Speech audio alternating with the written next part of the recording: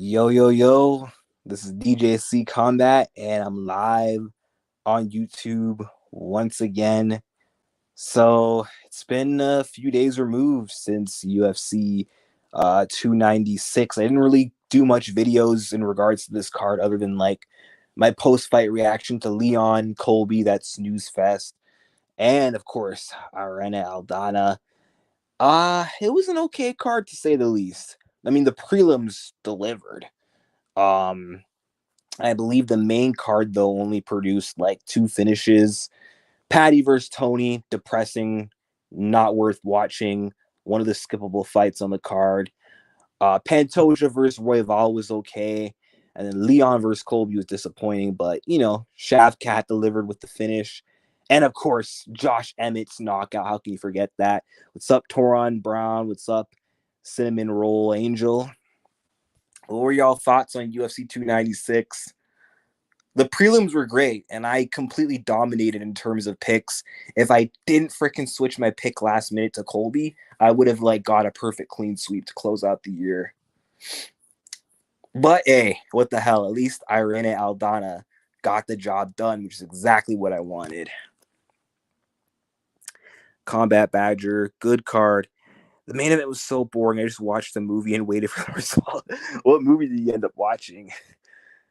This is why I don't pay for pay-per-views. Yeah, I hardly ever pay. I'll usually like go out to a bar to watch, or like I actually have like a streaming service at home that I use to watch them for free. Probably shouldn't have said that out loud on YouTube Live, but yeah, I'm kind of snitching on myself here. The main card sucked, but like you said, the prelims were good. They were, bro. Like Ariane Lipsky and Casey O'Neill was a great fight, and then Cody Garbrandt knocking out Brian Keller. I'm always happy to see Cody Garbrandt get a W. And then, of course, we gotta address this, man. I didn't care about Alonzo Menefield and Dustin Jacoby. Um, but yeah, Irene Aldana. How about that, eh? Like turning the page after that Nunes fight where everyone regarded her as the girl who doesn't let her hands go. She's such a boring fighter. She's so terrible. She's done. What do you know? She comes back in this fight. And like I said she would, I said this time we're going to see a confident, aggressive Irene Aldana who is going to let her hands go. And women's MMA that gets a pretty bad rep, Aldana put it on the map last weekend with that kind of performance. And hey, fans are still going to dump on her, slack on her for saying, oh, well, the fight was too close. Oh, it wasn't a great performance. Oh, other top fighters beat her. Shut up, bro. Like, y'all were bitching about Irene being so boring. Isn't that what y'all wanted, was for her to be exciting? Here she is, confident, aggressive. Take it or leave it. Be freaking grateful. She was coming off a loss. So, yeah, it makes sense why maybe she didn't look that dominant or didn't look that great to start the fight. I'm sure coming off that loss to Amanda, her confidence took a huge hit. But now coming off a win, bro, Irene is going to be even better in her next fight. Just watch. Like, doubt her all you want. Say, oh, but she's going to be 36. She's going to be better in her next fight. She's motivated to get that title on her second chance. And she's going to do anything by any means possible to get to that second title shot. And nothing's going to stop her. She's going to fight for the belt again. Okay. I'm always right about Irene Aldana, apart from the first, not the Nunes fight. I don't know why I was going to say first or second, but you get the point. So I'm not going to miss on this prediction here.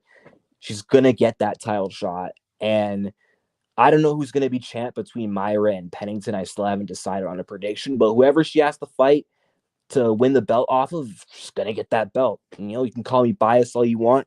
Hey, I just believe. And I believed in the comeback too. I believe she was going to come back strong from that fight with Amanda Nunes. And, here we are. Irene stuck to what she's best at and won and busted Carol all the way up. Oh yeah, that was brutal, bro. She destroyed Carol Rose's face, man. Like, she battered that girl.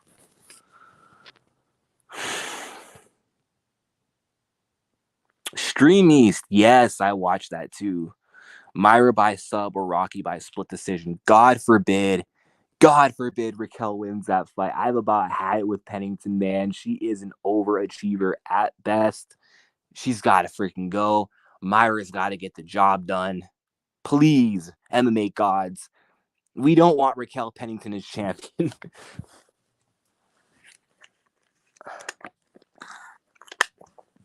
Irene versus Josiane Nunes. Stop, bro. Josiane's not on their level, man.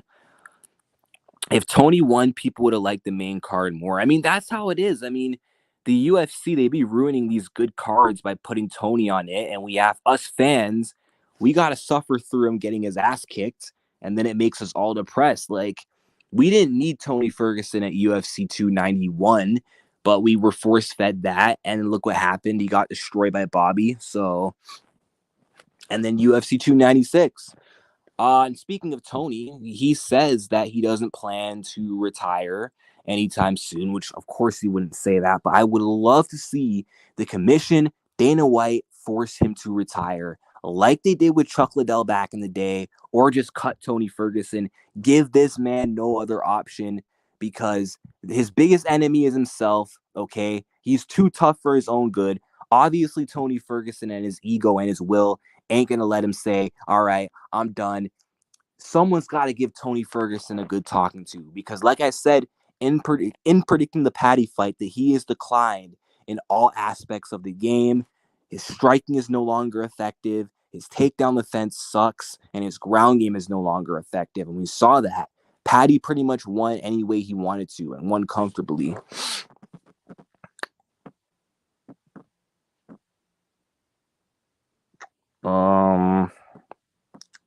What's up, Low Radar?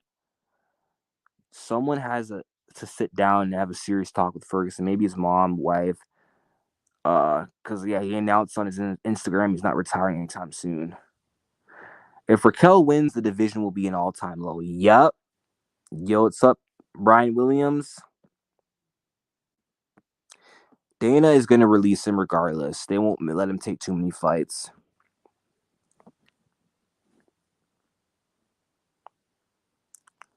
Yep, he's done. He's done. He's got nothing left, man. No fight left in him. All right, what else happened? So then, yeah, then we had Alonzo Menefield versus Dustin Jacoby. That was a pretty good fight. Not the most entertaining fight. Didn't care about that fight, but good win for Dustin. Or sorry, for Alonzo. And it's funny, Pat Barry actually trains that guy. But speaking of Leon Edwards, his coach Dave Lavelle said that I was gonna make a video on this, but I decided I'm just gonna add this part of my live segment. Dave Lavelle said he'd rather Leon fight Gilbert Burns than Belal. And he says that Burns brings more to the table, which is interesting because that's the last guy Belal just beat. Burns is coming off a loss to Belal Muhammad. He hasn't even won recently. So that makes literally no sense. Belal Muhammad's on a 10 fight win streak right now. And has literally earned that shot. And Leon and his team, they're denying that rematch. I mean, I know Belal's not a fan favorite, but come on, man. I know Leon's not scared of Belal, but it looks like he's ducking him. And I would favor Leon to win a rematch with Muhammad. I do think Belal would make it closer than people would anticipate, but Leon's proven his takedown defense is good. His striking is superior to Belal. His cardio is good. I think he'll just pick him apart over 5 rounds, and I do think that fight is going to be next, even with Leon saying it won't be because, hey, he tried to deny Colby, and hey, the fight ended up happening. All right, I got to get to this comment. Six McLovin said Whaley about to be double champ. Let's go. Not so fast. I don't know about that. You know me, I always pick Alexa Grasso to win her fights, and I usually always get her fights correct. So I don't know. I mean, she could potentially defeat Alexa Grasso. And her best path to victory would be to take a page out of Valentina's book, which is to wrestle. And we know that Wei Li has recently added the offensive wrestling as part of her game. But man, Alexa Grasso is super tough, super resilient. She's good at adapting and kind of picking things up as the fight goes on. So I could see this fight going a lot like the second Rose fight, where Wei Li's having a lot of early success with her wrestling, but then she kind of slows down. And then, like in the late rounds, Grasso kind of rallies, starts maybe getting her own takedowns, and also starts popping off her combinations with her boxing advantage, and just kind of lands the better, cleaner shots, makes it really close, and wins like a split decision or something like that. That's what I kind of see happening in this matchup. But Whaley winning definitely would not shock me at all. Um,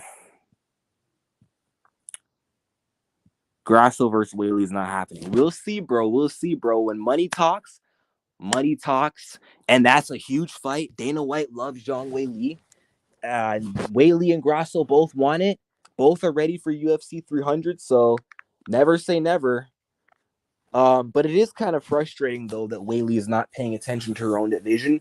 And it's kind of annoying that if Zhang Whaley does, in fact get her fight with Grasso, it'll just be really frustrating that Suarez will have got leapfrogged for a title shot for nothing, because they could have made Tatiana versus Yan Xiaonan. And they could literally make that fight right now for the interim title. They could literally scrap Suarez versus Lemos and instead co-main to UFC 298, Yan Xiaonan, Tatiana Suarez, interim title. Winner fights Whaley when she comes back. Or if Whaley wins at Fly and decides to stay there and vacate Straw, winner gets promoted to undisputed. Like it's that simple, man.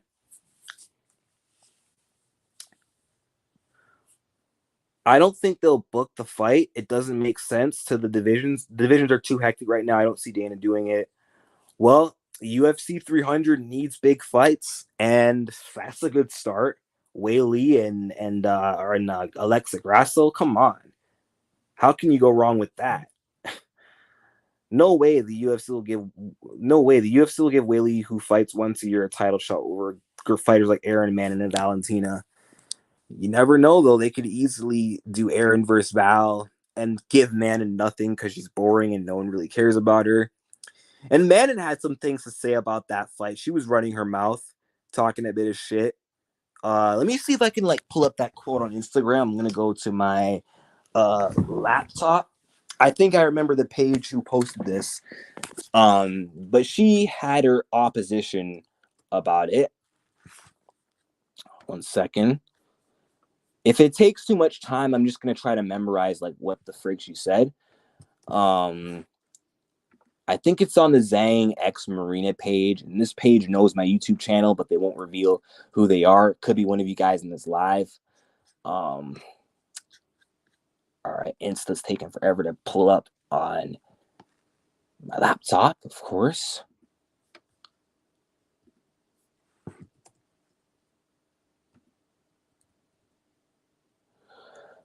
Okay, well, I guess it's not gonna load, but I do remember Manfiro was like, hold on a second, like the only reason why you, Alexa, were champ or got this title shot is because I was injured. I was the number one contender, so you got lucky. So you owe me your shot. You owe me a shot. And then she pointed out how she beat the girl who kicked Zhang's ass twice. So she's basically saying that Whaley, she needs to sit down, sit back, fall in line, because man, she wants that shot at Alexa Grasso. Which, hey, if she wants to lose to Alexa, be my guest. She wants to get fraud checked by Alexa, be my guest. But she better hope that the UFC even handpicks her to begin with, because she couldn't finish Rose Namajunas. It wasn't the most entertaining fight, and I don't know. The UFC might not want to be doing her any favors, because the UFC at the end of the day is a business, and they pick out the most exciting fighters, who's going to make the most money. And I don't know if Manon Fiorot is going to move the needle in the women's flyweight division for them to want to actually, give her the shot.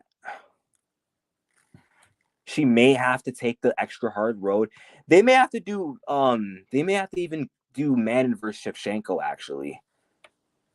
Okay, here's what Man and Firo said. She's like, "What's up, Zhang Weili? I think you can wait in line. In the line, I think you can wait. The line is already busy. I already beat up the girl. You didn't really beat Rose up. You kind of pit patted her for 3 rounds. Who kicked your ass? And Alexa, please don't forget I was hurt when you got your belt. I was actually ranked #1 before you, and I deserve my title shot now. I'm ready to fight. Even if it means that I have to go to Mexico. All right. But yeah, no." I don't think Mannon's getting the next title shot either way. I mean, either what's going to happen is Zhang's going to get it, or Valentina's going to get the trilogy and at UFC 300, or maybe even Cinco de Mayo weekend. And then they'll make Mannon fight Aaron Blanchfield, or Aaron gets it and they'll make Mannon fight Valentina. I think one way or another, they're not going to give her the title shot. They're going to make her have to fight just one more.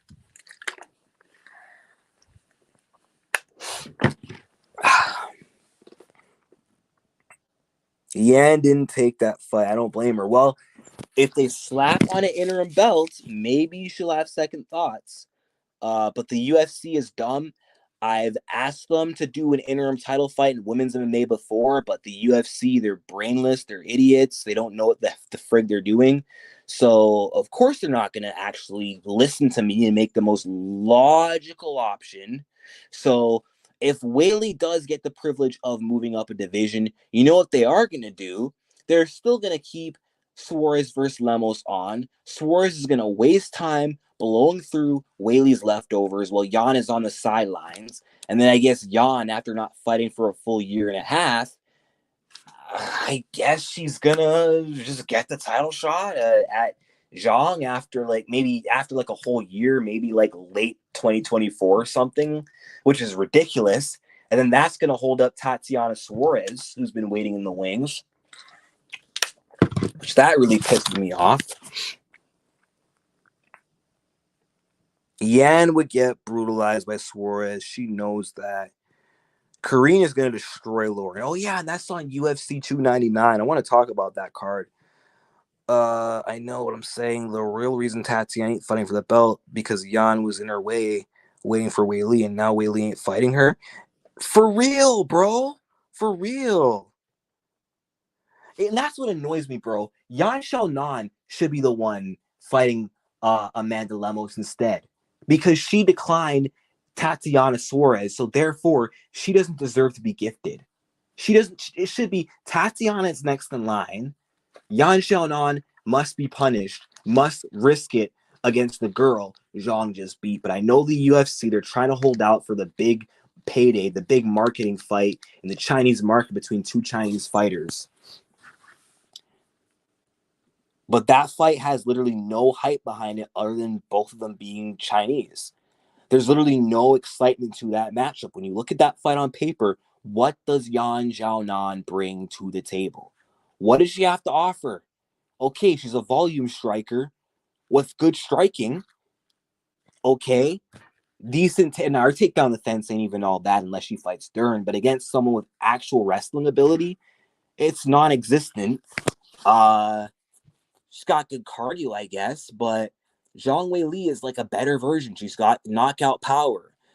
She's even faster. She's got the wrestling advantage. She's the more complete fighter. So she would obviously run through Yan unless she had an off night. Whereas Tatiana, because she's an actual threat with her wrestling, because she's a specialist in that department and dominant at what she does best, that makes that fight so exciting. And plus, she's undefeated.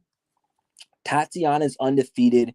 She holds wins over Jessica Andrade, Carla Esparza, Alexa Grasso. All of these wins mean something. All of these wins aged well. So given her status and resume and what she's done, I think her and Zhang is a more meaningful matchup. But the UFC, they're too stupid to realize that because the UFC is fucking stupid.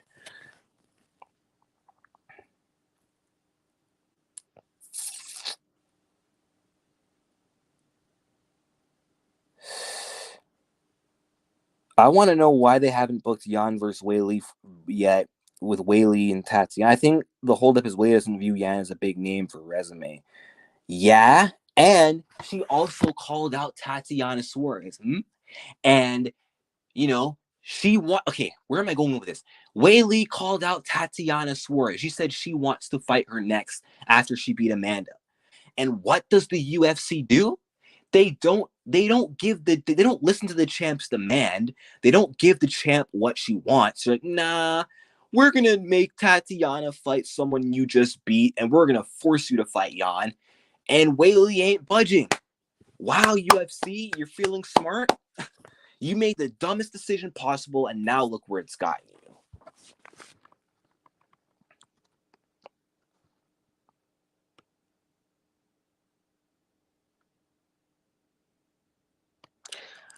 Weili's not the champ I thought she would be. What do you mean by that?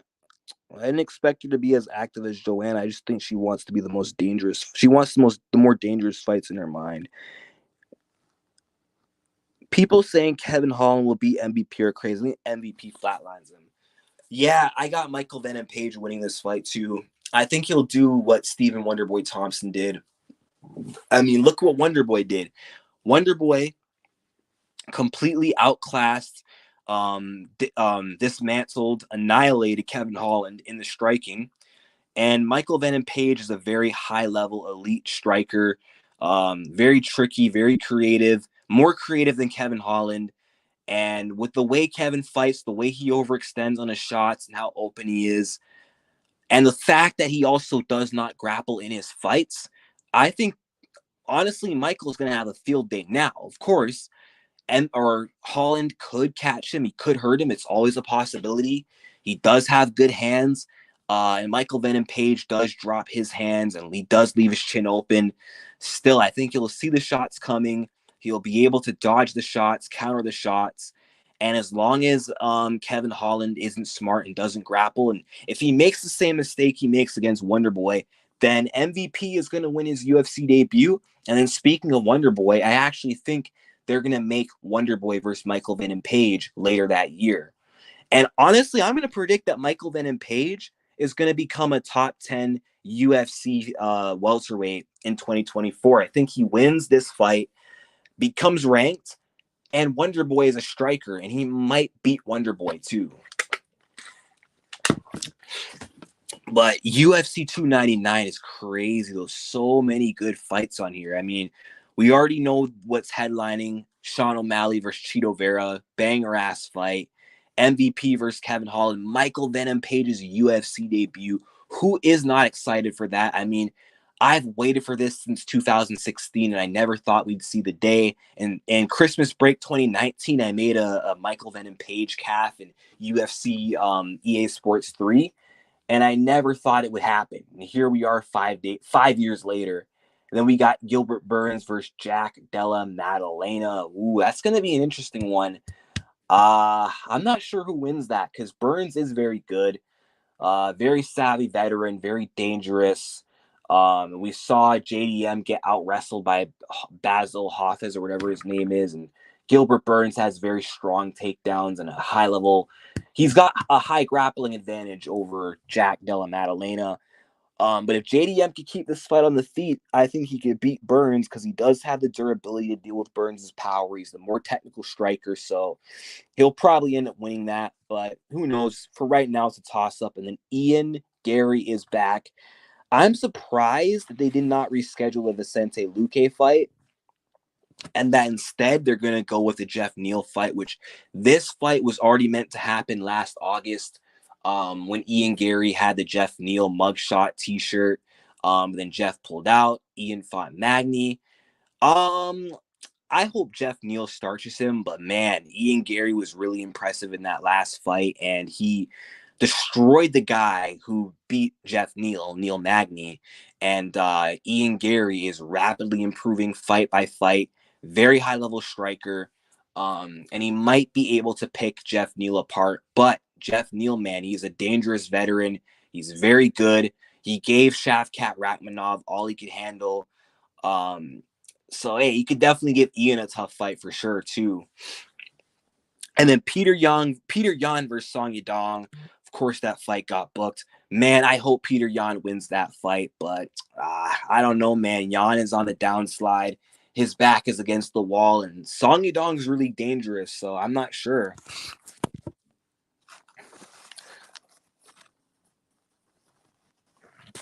That KO Lima had over MVP is one of my top favorite highlights of all time. Yeah, that knockout was funny, bro.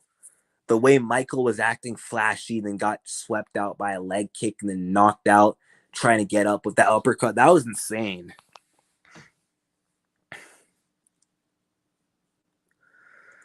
I'm picking Jeff Neal to beat Ian Gary. That dude, Gary gets hit clean and Neal has power. He's going to crack that chin.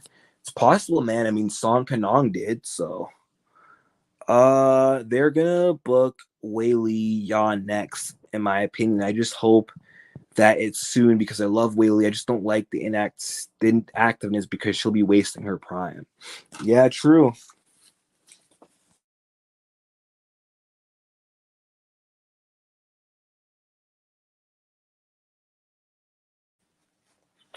Macy Barber. Kaylin Chukagan hasn't fought in a minute, and I feel like she's kind of now on the decline. And Barber, she's getting up, not getting up there, but she is improving, and she's good. She's really good.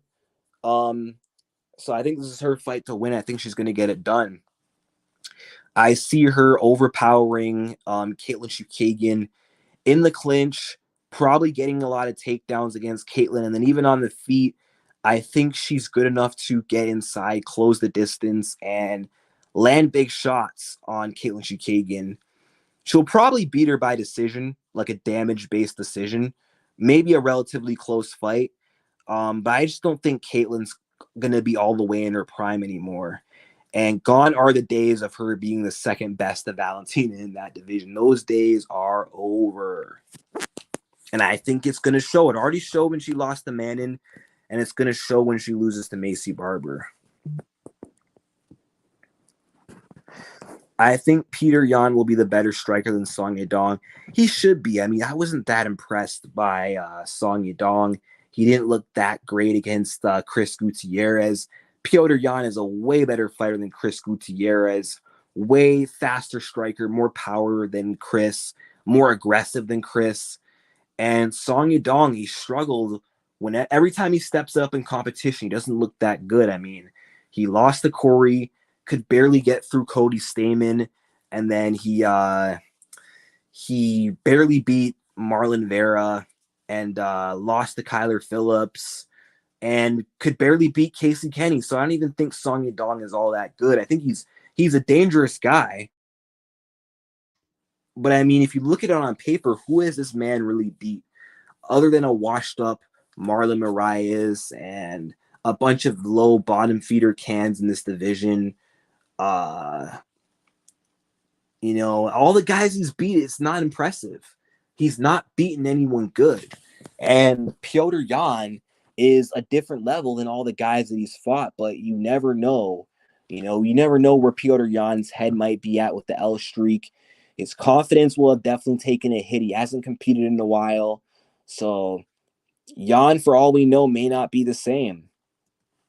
So Song Yadong may get lucky based off that, off fighting a declining Yan. A prime Peter Yan would fuck Song Yadong up with relative ease, though.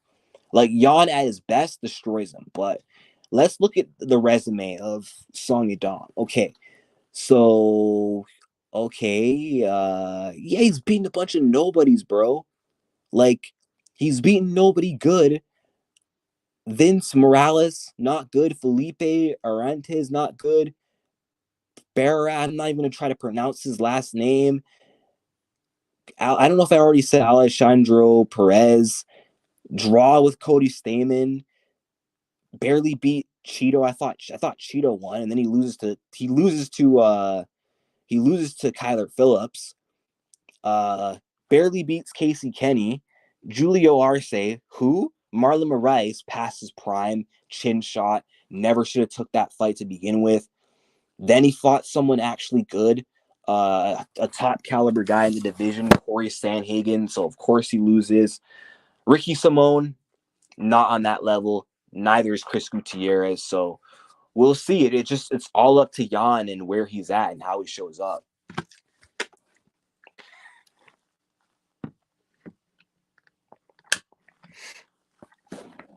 How's life in Canada? Life is pretty good.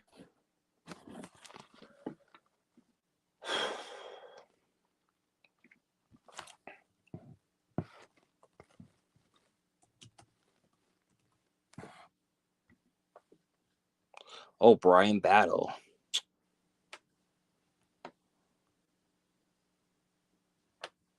Was this guy supposed to be Canadian or something? Grasso is going to KO Valentina with a knee to the face in the trilogy.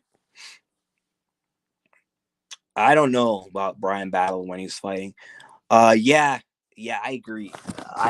Alexa Grasso is going to get the finish win in the third fight. That's usually how it goes with a lot of close fights. Usually, like in a rematch of a closer fight where the person who maybe shouldn't have won wins, and there's a rematch, they come back much better and they end up getting the finish. So I see that happening in Alexa Grasso's case.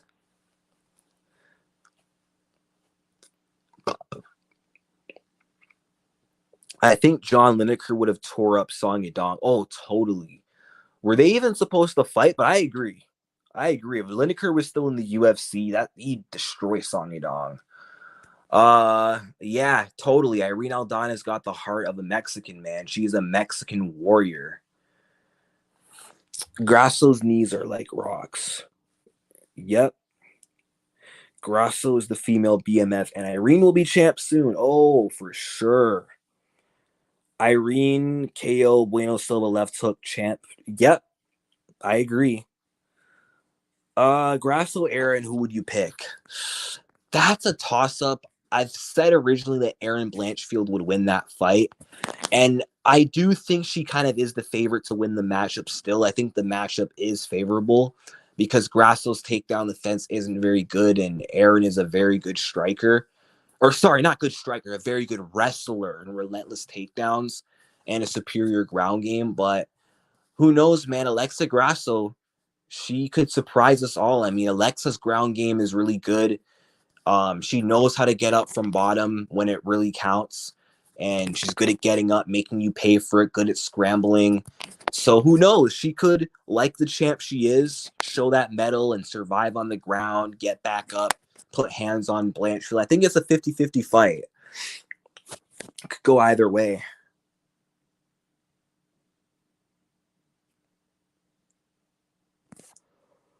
I think Lineker would have tore up O'Malley. I don't know about that. But Lineker definitely would be a hard fight for him. But yeah, I don't know. O'Malley's good, man. And I don't think Lineker in the UFC would ever, even in this era, would ever be like championship level. I don't think he really beats any of the top guys. I mean, he already lost to Sandhagen. I know it was like a close fight, but still.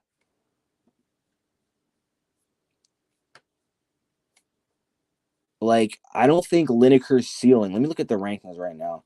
I don't think it goes anywhere higher past like the top 7, you know? I think Lineker in the UFC, I think he beats Chris Gutierrez. I think Umar beats him in a hard fought fight, close decision. He knocks out Ricky Simone, knocks out Jonathan Martinez.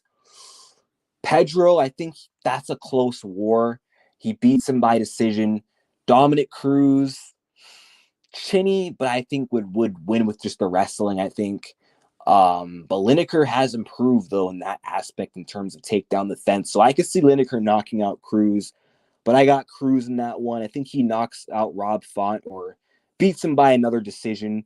Davison Figueiredo, that one would be a war. That's a tough one.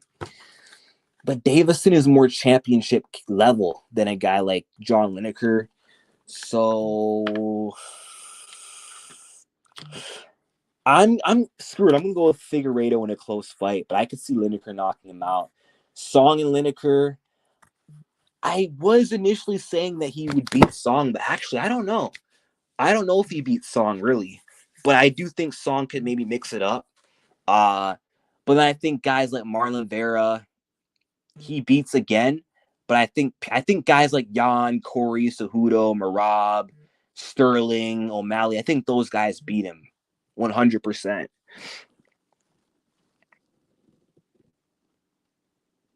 Oh yeah, Lineker and Cody Garbrandt. That's a fight that I've always wanted to see. They were supposed to fight in 2016, and then Lineker pulled out because he always pulls out when it really matters. So, but yeah, I agree. He probably would knock Cody out. Although I do think Cody would probably be like the first man to ever drop Lineker because Lineker would walk into some counters of Cody Garbrandt. Cody would probably catch and hurt him, but Lineker, because he's tough, he would recover, and then Cody would get overzealous, and then Lineker would catch him in a scrap and TKO Garbrandt. Honestly, that fight might even go exactly like the Pedro Munoz fight. Hill or Alex? That's kind of a toss up. Jamal Hill, Alex Pereira. Because Alex Pereira, he's proven himself to be one of the best guys in the world. Very high level striker, and he's taken over the light heavyweight division by storm. Knocked out Yuri, who I thought would have given Hill a tough fight, and Pereira's got those leg kicks, and Jamal Hill in that boxer stance will be open to those leg kicks. Um, but I do think Hill does have the skill set to get the job done. I mean, he's more patient than Yuri Prohaska. He's not going to fall into traps of Pereira. I think he'll pull on his punches a bit better. Um, so yeah, I'm gonna go with Jamal Hill to win that fight, but my pick could change. But I do see Hill because of his patience, his patient boxing style. I think eventually he could find the opening to catch Alex Pereira on the chin. But it will be a dangerous fight because Hill does not mix it up. He does not wrestle offensively at all, does not check leg kicks very well. So there's a good chance, man, he could get his legs chopped down, get picked apart, and eventually maybe even get TKO'd in like the late rounds. Very possible. Yeah, I know, but I want to list him because he's like in the top 15 of bantamweight still. Uh Holloway versus who? Sterling wants it, so they might make that fight. But Holloway's got options. He could fight Aljamain Sterling. He could fight Justin Gaethje. He says he's on the short list for Conor McGregor. That could be a possibility.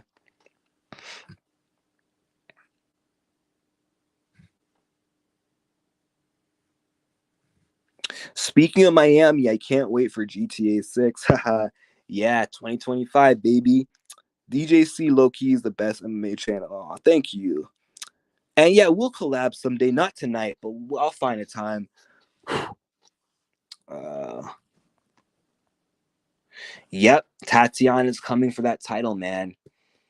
Tatiana and Irene time. They're both gonna be underdogs who end up persevering and getting the belts.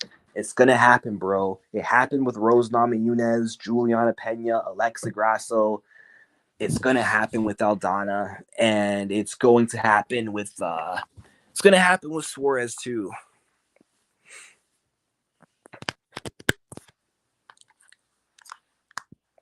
Man, I was a little sad that Font didn't get to give Figueredo a war. But at the same time, it looks like he might have a chance with the top dogs. Figueredo? I mean, yeah, I do think Figgy could definitely take a lot of the top bantamweights. For sure. If Holloway fights Justin, he'll end up like Ferguson on a 7-fight L streak. Yeah, it's possible. I mean, that fight definitely on paper should go like the Tony Ferguson fight for Gaethje. Like, I could dead ass see that happening.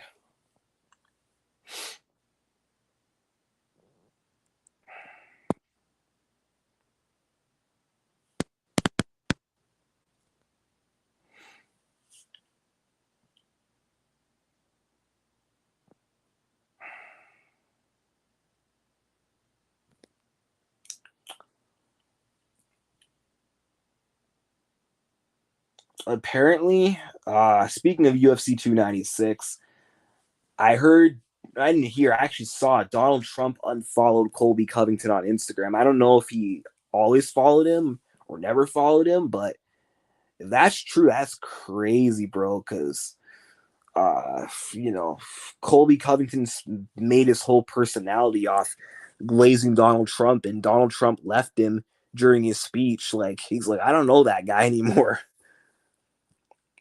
I think Colby Covington, man.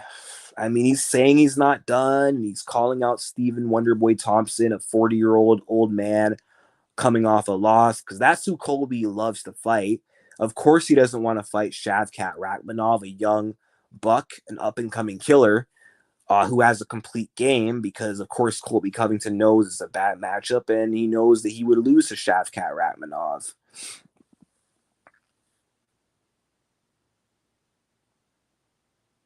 I would have unfollowed too. I don't blame you, man. Max gets hit way too much. Justin could literally kill him.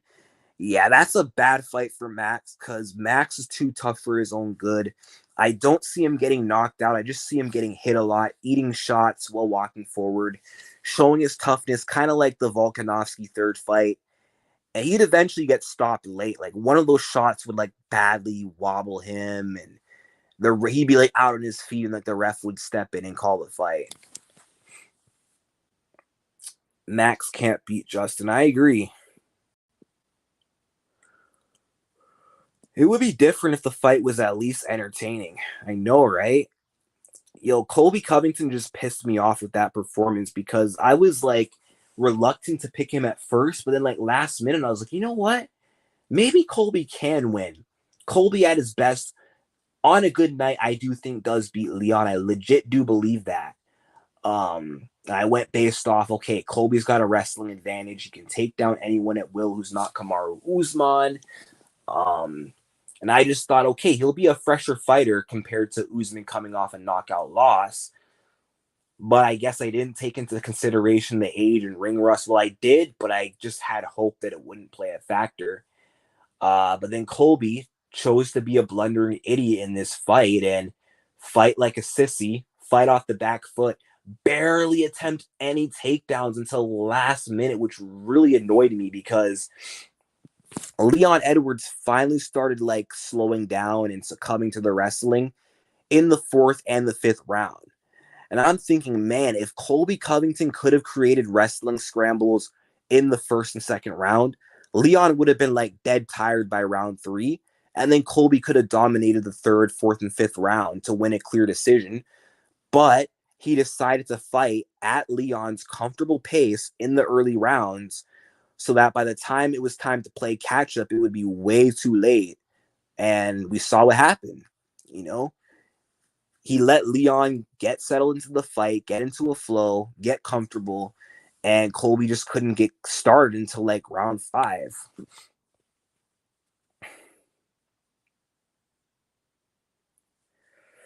Colby is washed. His gimmicks are old and stale. He hadn't even been fighting and didn't want any smoke with the division. He's just sad.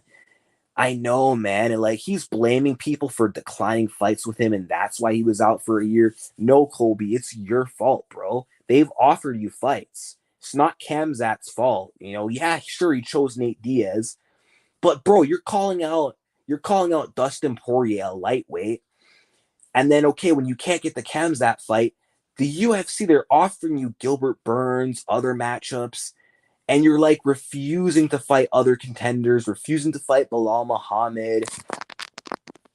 So that's why, Colby, that's why you're rusty. That's why you took a year off and didn't have good timing next time you showed up in the octagon because you chose to be inactive. So he has no one to blame but himself. And I do agree, Colby is washed because the way he approached that Leon fight on Saturday is completely out of character. Like Colby usually fights like he has nothing to lose. He usually fights with no fear, and he always puts everything on the line. Like look at him in the two Usman fights, apart from the first two rounds and the second one, but the last three that count. You know, and even the Woodley fight, the RDA fight, the Damian Maya fight, the Robbie Lawler fight, all those fights, this man was ultra aggressive, in your face, pushing a pace, enforcing his will on you. That's not what I saw from Colby in this weekend. I just saw Colby who was afraid of getting hit, afraid of getting knocked out, didn't want to take chances, and took a safety first approach. And it's funny that Colby made the fight boring and fought the way he did, because he spent years shitting on fighters for being boring and putting fans to sleep, like Till, Wonderboy Woodley, and Usman. Now look at him. Now he's the one who's putting fans to sleep and being boring and letting Donald Trump down. Belal needs to fight for the belt.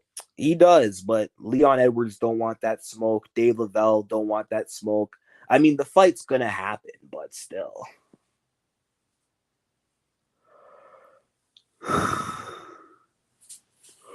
Belal dominated Brady, Luque, Damian Maia, injured Burns, and another guy I forgot.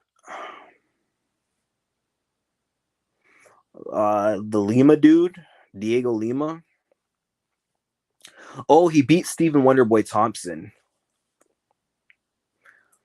Belal is the best welterweight. I'm not sure about that.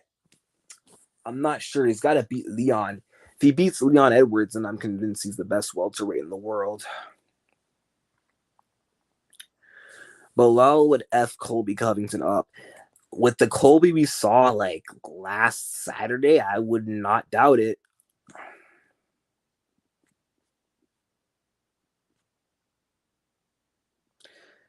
Belal should be next. Shavkat beats them all. Yep, I agree. I think Shavkat Rachmanov is going to be the one to beat Leon Edwards. So I have a prediction. So I think Leon is going to beat Belal Muhammad in like a hard fought, close decision, because the last fight, I mean, it was short notice. It was a different Belal. He wasn't prepared.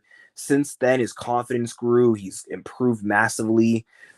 He's got the wrestling to give Leon trouble, and he's going to push more of a pace. Then he's going to fight harder than Colby Covington, that's for sure. And he's got the toughness. He's hard to put away. Leon's not much of a finisher. Leon's output kind of does drop as the fight goes on. But I think Leon's going to edge it just through outstriking Belal, defending a lot of takedowns, getting up from a lot of takedowns, and he might lose like the late rounds, but he'll he'll make the earlier rounds count. And most of the fight's going to be on the feet. I think it'll look similar to the Kamaru Usman trilogy. But after he beats Belal, I think he's going to lose the belt to Shavkat Rachmanov. So I think after completing 3 title defenses, I think Rachmanov is going to be the next champion of the welterweight division, champ by the end of 2024.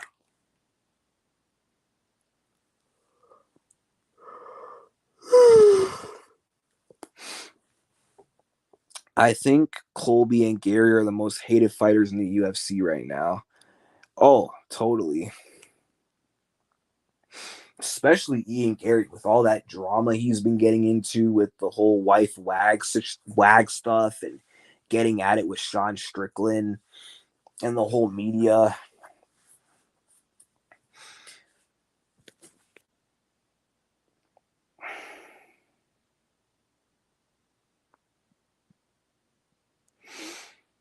Man, but speaking of this card, that was crazy when Sean Strickland and Dricus du Plessis went at it when they got in that brawl. That was crazy. And Strickland kind of got the better end of it, mainly because there was like a lot of people in the way trying to pull them apart. Although I did see that Dricus did get the fight to the ground. He wasn't really able to land that much ground and pound shots because security was pulling him off. But wonder if this gives a bit of an early preview for how the fight's going to play out. I mean, I know street fights are different from octagon fights. In a street fight, Sean Strickland may have the advantage over Dricus du Plessis, but in the octagon, it's a completely different ball game, man. Like, Sean Strickland may approach the fight much differently than he did when they were like in the stands, you know?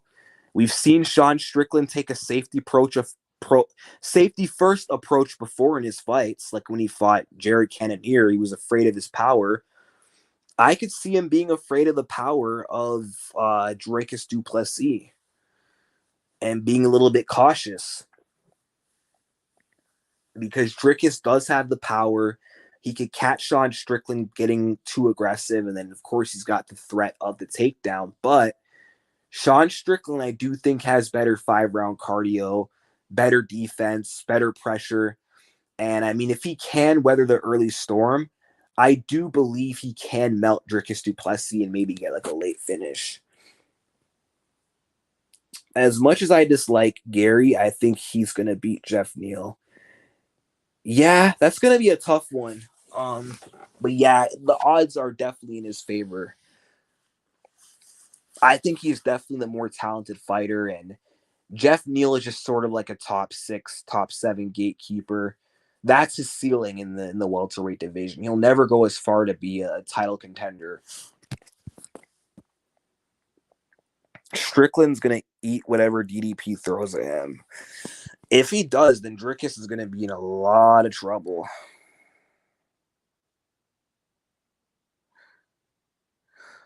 I hope Tatiana don't stand with Andrade like she did. I hope Tatiana don't stand with Lemos like she did with Andrade.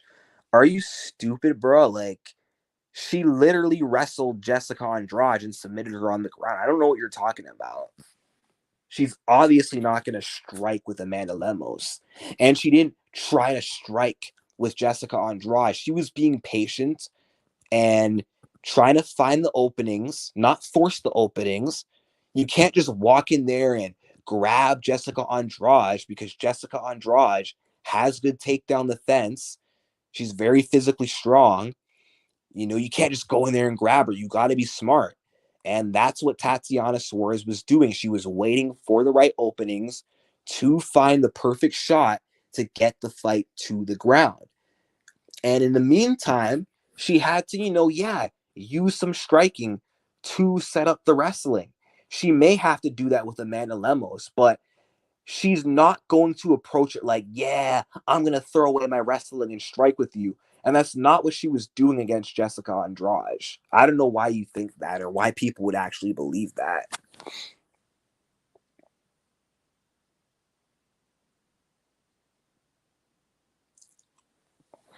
Yeah, well, she stood with her for a long time because Jessica made her stand with her for a long time. And you know what? So what if she wanted to show some striking? You know, she wanted to be versatile. It's an MMA fight. This is not a wrestling match, and in these fights, you can't always, depending on the fighter, you can't always just approach it solely as a wrestling match. Now, against Lemos, I think it's going to be different because Amanda Lemos is easier to take down and control than Jessica Andrade. I think shooting in on her is going to be a lot less trickier. And I think, standing with Lemos might be more dangerous than Jessica because Amanda is longer than Andrade. She'll definitely have a better chance of landing her punches than Jessica Andrade. Andrade is short, loops, hooks. So it was kind of easy for Tatiana to kind of take that risk, stand for a little bit, use her range and footwork, keep Jessica at kicking range and not get hit. Against Lemos, it's not going to be as easy because Lemos, because she's, the same height as Suarez and she's long, she's not going to have much issue getting close to Tatiana. So I do believe Tatiana is going to be quicker to wrestle this time, for sure.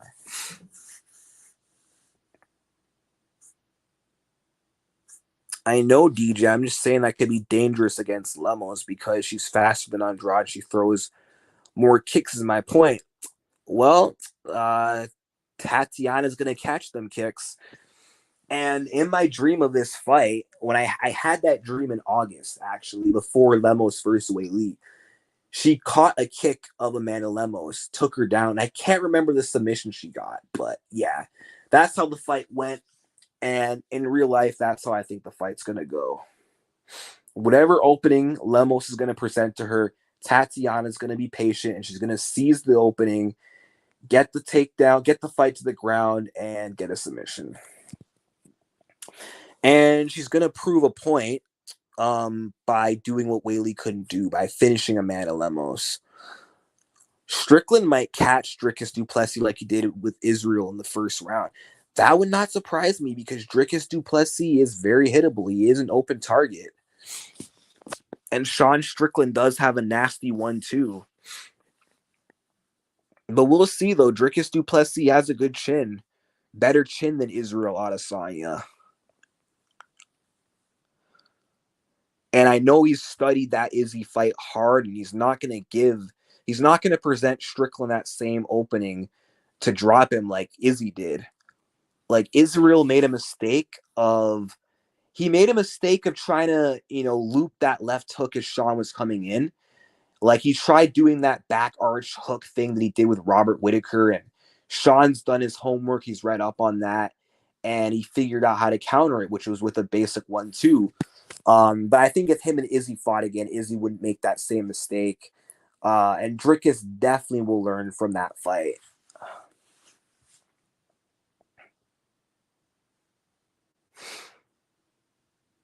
Yep, round 2 sub. That's usually the round where Tatiana's always getting her finishes, is the second round.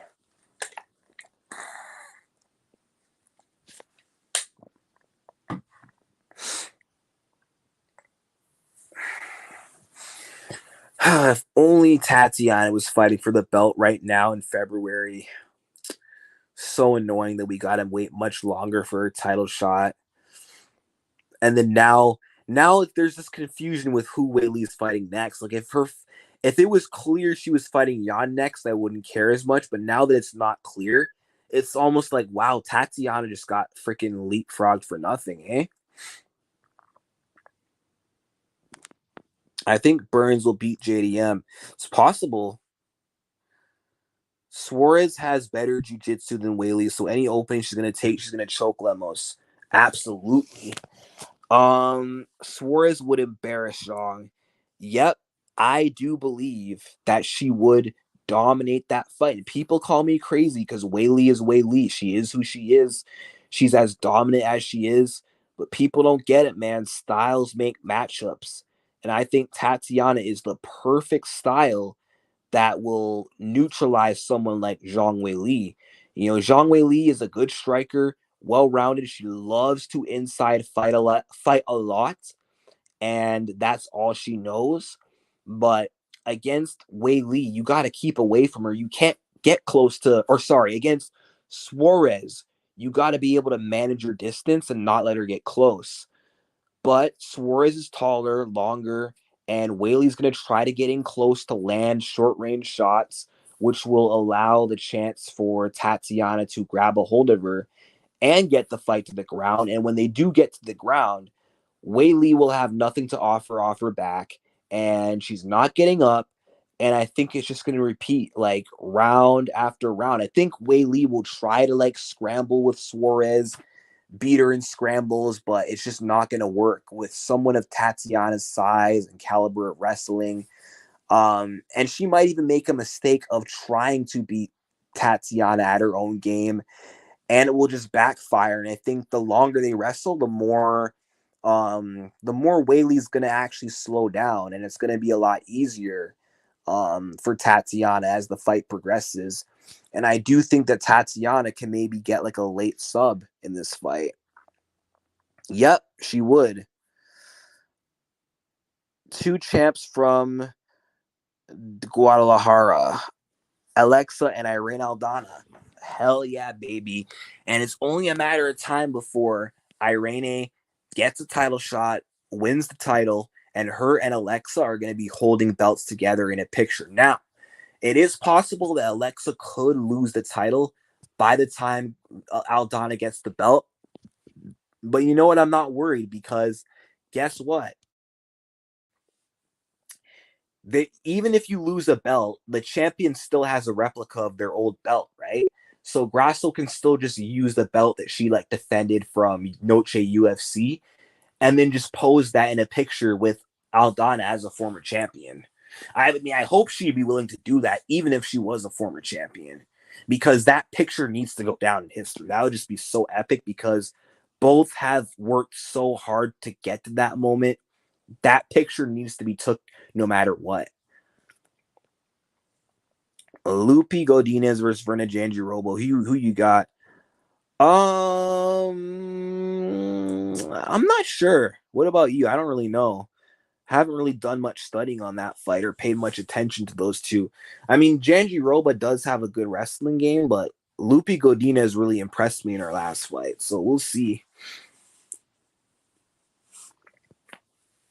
Yeah, and yeah, Irene has learned a lot from the Amanda fight, and she's going to learn a lot from this fight because Irene hears the critics. People are going to be very critical of this performance, but like I said earlier in this live, now that she's had a taste of victory, her confidence is going to be back. And I'm so sick of people talking about her age. Like, oh, Aldana's old, doesn't have much time, she's going to decline. Aldana's not showing any signs of slowing down, and she's not going to slow down anytime soon. And look, every fighter ages differently. Some fighters age sooner than others.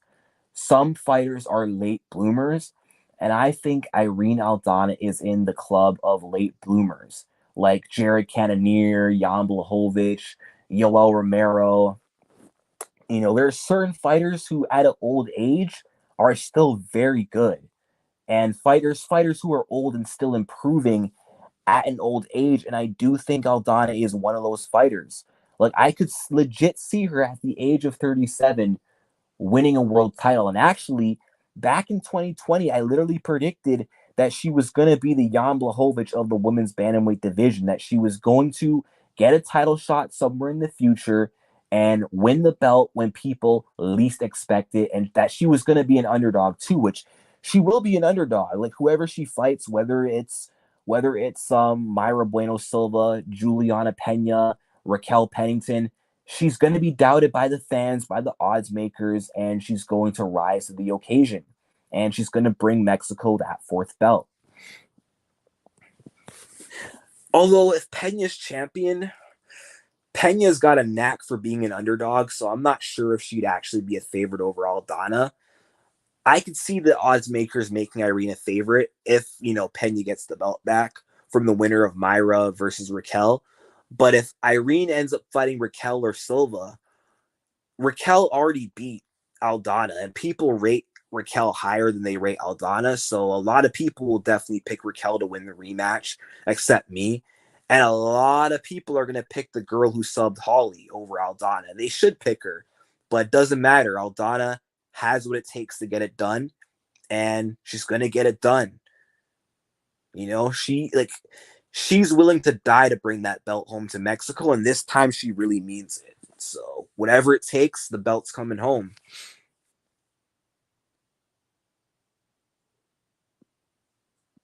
Mora. Is her name Eduardo Mora?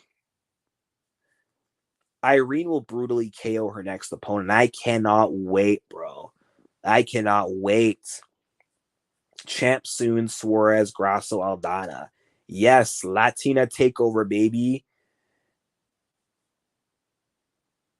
What? Okay, that's weird. That's weird. Now let me get this straight. So she turned down Irene Aldana, but then now wants to fight Irene Aldana. Okay, well, I mean, hey, she wants to get her ass whooped by Irene. Be my guest. I mean, this will be the first ever former champion who Aldana beats, and Aldana would absolutely brutalize Misha and make a bloody mess out of Misha Tate. Uh, she'd smash her. She'd break her face like Amanda Nunes did. I really believe that. I think that fight honestly would look a lot like the Yannick Kunitskaya fight. A little bit longer, but Tate would get her nose all bloodied up. She'd try to get the fight to the ground, but Aldana would stuff the takedowns, keep that range, use her boxing, and probably land one on the chin to close the show on Misha Tate's old ass. Now, in Misha's prime, that might be a bad matchup for Aldana, but right now, yeah, I don't think so. I mean, she couldn't even beat Ketlin Vieira, who Aldana sent to the moon. So yeah. Yep, she will make her bloody. Amanda has broken everyone's faces. That's true. Misha Tate's face, ripped a chunk out of Pena's forehead. I mean, that girl is brutal. And honestly, this might surprise y'all, but low key, I kind of miss Amanda Nunes in the octagon. I kind of low key kind of wish she was still competing. I'm kind of sad about her being gone. Even though I've done a lot of complaining about Amanda Nunes and I've rooted against her a lot, I've talked a lot of crap about her. I mean, Amanda Nunes is a very talented fighter, great fighter, entertaining fighter. So it sucks that she's not around anymore. But, she's had her time at the top. She's been so dominant. She surpassed Ronda Rousey's legacy. She's done it all, man. So she doesn't need to fight anymore. Irene versus Pena. Yeah, a lot of people are saying that fight is the fight to make. And on my DJC edits channel, you can go check that out. I might even drop a link to that in this stream. What was I gonna say again? I made a promo for Juliana Pena versus Irene Aldana. A lot of people are calling for that matchup, saying it should be next, which it makes a lot of sense because Juliana's the number one contender. Aldana's literally fought pretty much everyone at the top of this division apart from Juliana. She's fought Nunes already, who's retired. She fought Holly. They're not going to make that rematch. She fought Ketlin. She fought Macy. She fought Raquel. There's no one left but Pena or Jermaine or Misha. But Pena's saying she won't be back till like August. And I don't think Irene's going to wait around till then. So, and Pena said she was promised the next title shot. She's declined Irene Aldana before. That's why they try to make the Raquel fight instead. So she didn't take it then. She definitely wouldn't take it now.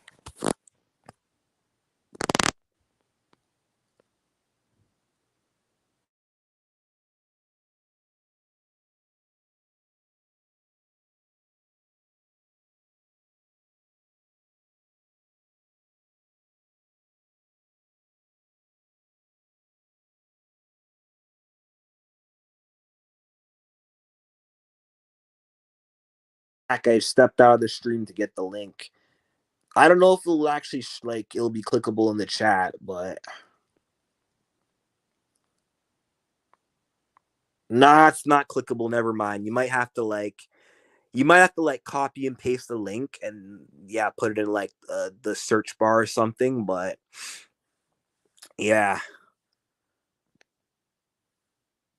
Irene should fight Pena. She should, but they're not gonna fight, and that fight will probably never happen. And it's funny, they're like two of my favorites, but I still want to see them fight because it would be interesting to see how that one would play out. And that's a fight where it's like I'm okay with whatever happens because I like both. Like if there's anyone that I'd be okay with Pena losing to, it's Aldana.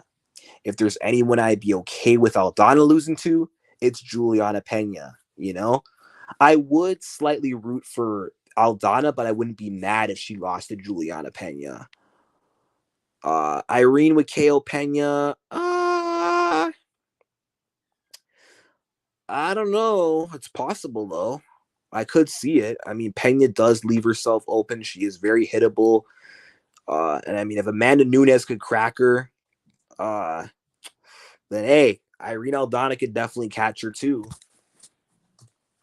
Pena's very tough. And she's had a lot of time to recover from that Nunes fight, so she might be okay. Can't believe Alex KO'd Jury. Well, I can believe it. I knew that could happen. I mean, I picked Yuri, but when I originally had Alex, I said it's very possible that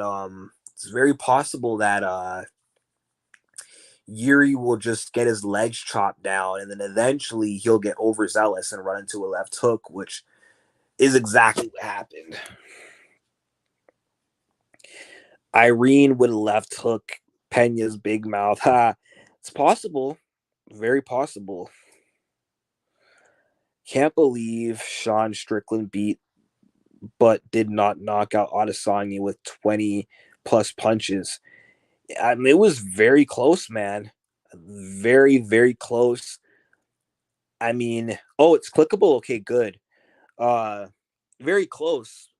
And if Mark Goddard stopped that fight, I would not protest at all because Adesanya took a lot of damaging unanswered shots that easily could have been stopped. I mean, Strickland had Israel in way more trouble than uh than Alex Pereira did in the fifth round. Now that was a questionable stoppage, but this was like very similar to the situation O'Malley had Sterling in. But Goddard was gracious enough to give Israel a chance this time. Izzy had the thumbs up, and he was able to survive and continue for the rest of the fight. So, but honestly, I would much rather Israel get stopped in the first round by Strickland than have him get his ass beat over 5 rounds. Because then I could just say, oh, well, it was a fluke knockout loss for Israel Adesanya. Then he could just win the rematch. Israel's confidence probably wouldn't be that shattered, but the fact that the fight went longer and Israel got completely shut down for 5 rounds and destroyed, I think that's really took a toll on Izzy's mental game, and he might never be the same fighter now. And now because of this, he's taken all this time off. So if anything, Goddard was probably better off stopping that fight.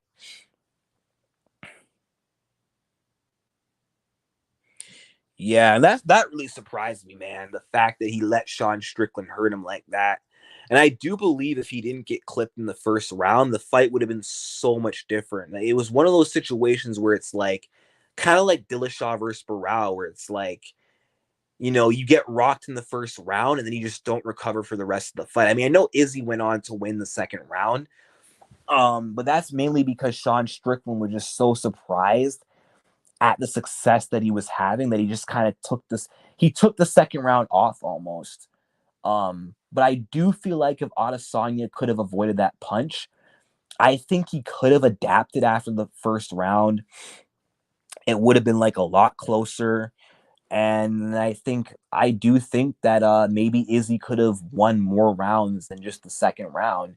Maybe lost 48-47, or maybe won 3 rounds to 2 in like a close fight against Sean Strickland. But the knockdown is really what decided the fight, in my opinion. Okay, good. What do you think of the what do you think of my edit? And be sure to subscribe to my channel too.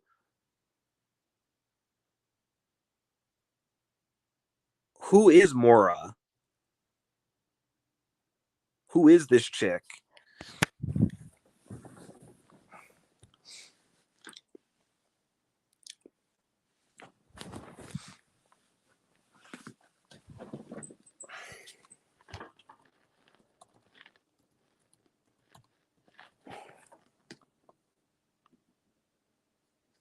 Hold on. Oh, Edward Mora. Yeah, I've watched her highlights before.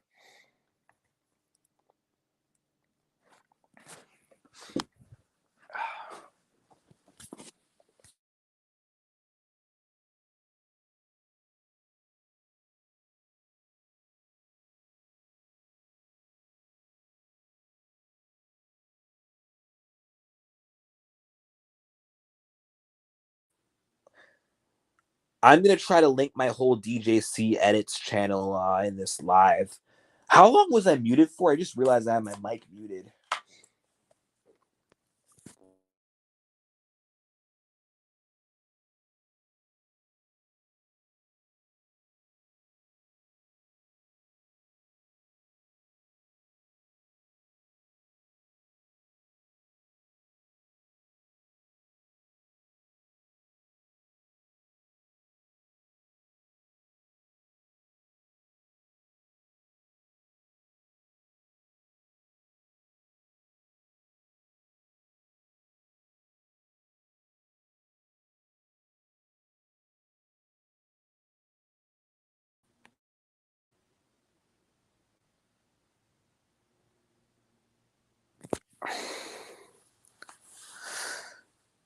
Man, I was gonna pay for the tickets to see Strickland versus Dricus, but bro, that's like $800, man. No fight is worth $800.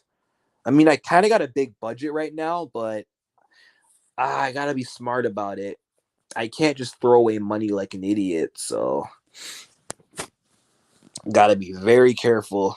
All right, I appreciate it.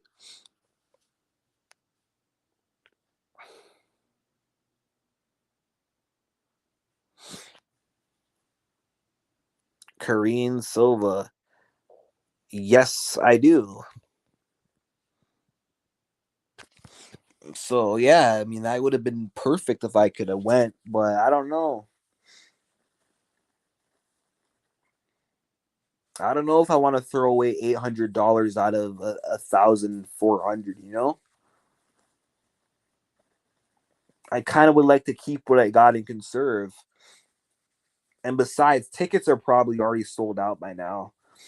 But they need to cheapen the tickets, man. Like if the tickets were like $300, I would definitely buy one.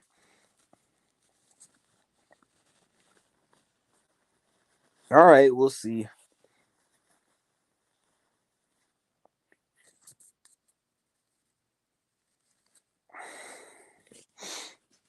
Because if I do, that'll be like my first ever like live UFC event.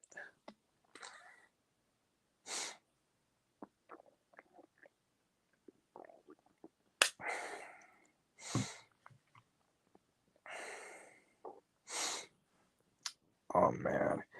I also want to get like the full version of StreamYard, but like the problem with this is that super expensive. Right now I have the money to pay for it, but we'll see. I'll wait a little bit. Because I see Combo Breaker and Coach Sheldon Harrison using like the full version. They're able to like use pictures and stuff. Which I want to do that.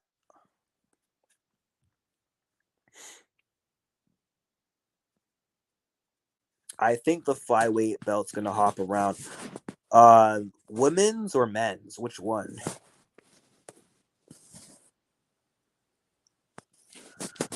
Yeah, I might just watch from home. But Colostrum, which one? Men's or women's?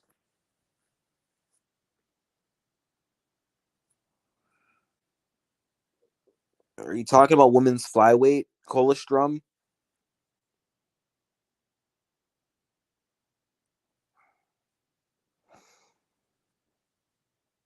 Okay. Yeah, probably. I mean, Grasso might reign for a bit, especially if she fights Wei Lee. That's like a second title defense.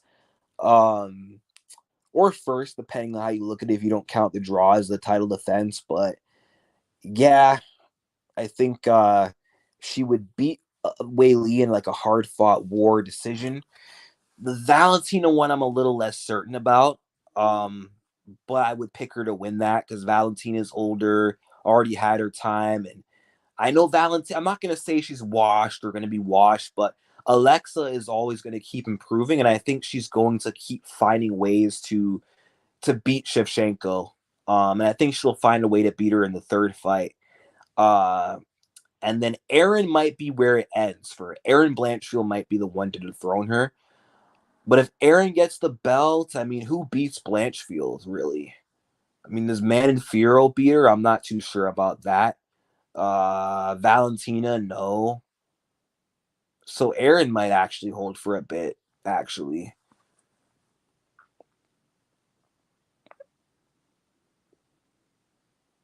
Karine Silva. She's fighting Lauren Murphy, right?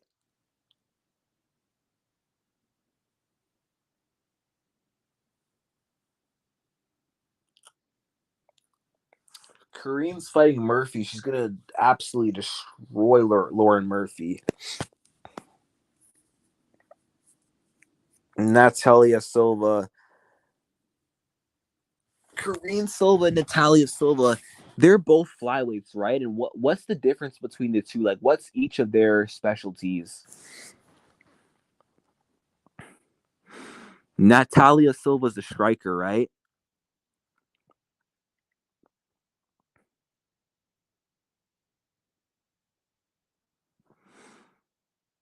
Is Natalia Silva the one that's a striker and Karine's the grappler? Okay. And Karine's the one who's fighting Murphy? Or is it Natalia? Okay. And which one? Okay, which one of them is fighting Lauren? Is it Karine or Natalia? Like, comment the name of which Silva, because I'm too lazy to look it up right now. Of who's fighting Murphy?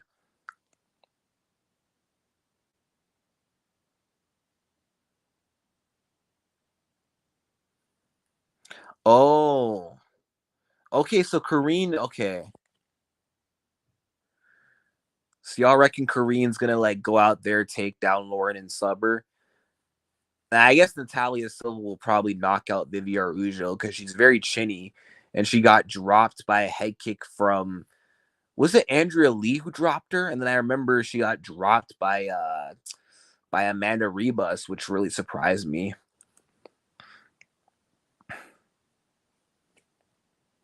And when is Natalia fighting Vivi? Is it in March?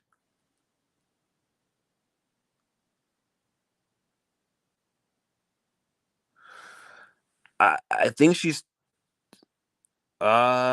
probably talking about Chukagian, maybe.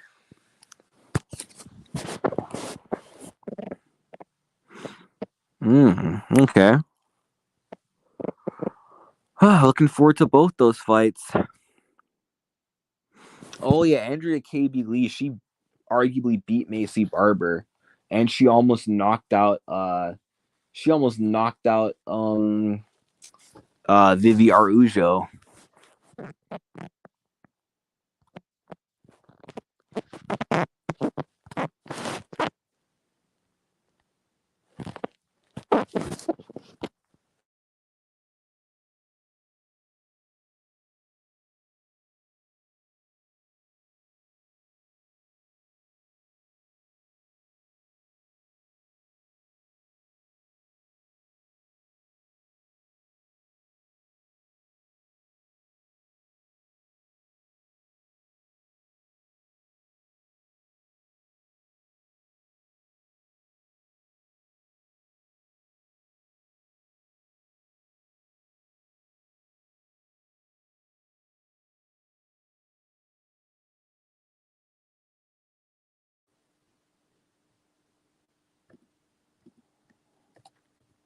Man, I used to be high on Vivi Araujo at one point in time, actually. Like in 2019, I was very excited about her because she was like a powerful Brazilian. I thought, oh, maybe she could be a good challenge for Valentina Shevchenko. Uh, I want to see her fight Macy Barber, but Barber would absolutely fuck Vivi Araujo up with ease. Maybe not back then, but then when she lost to when she lost to Jessica, I am like, okay, this girl is trash.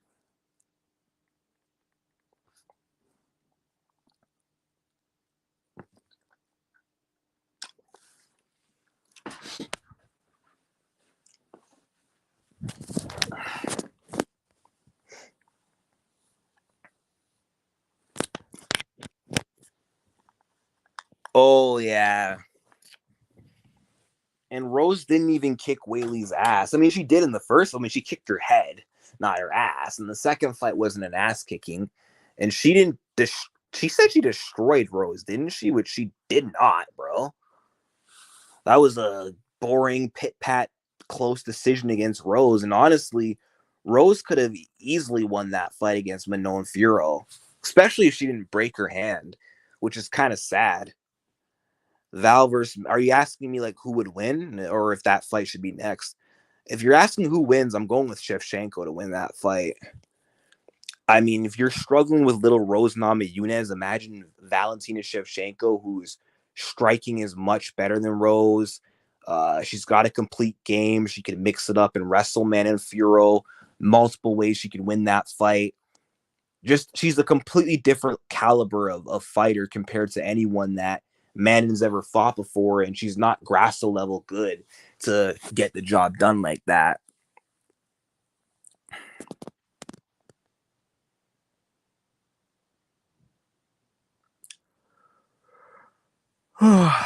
Yeah, Rose with a broken pinky.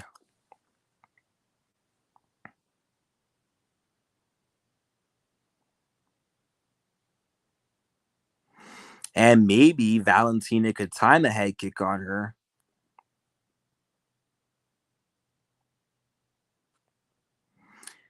Telling Whaley to get to the back of the line. A contender does not tell a two-time champion what to do. Facts, bro. Facts.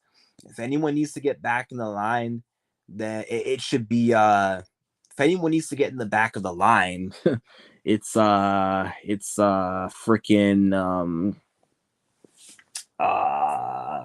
why am I brain freezing? It's Manfuro. She's bringing up how, like, oh, you only got the title shot because I was injured. Well, thank God you got injured.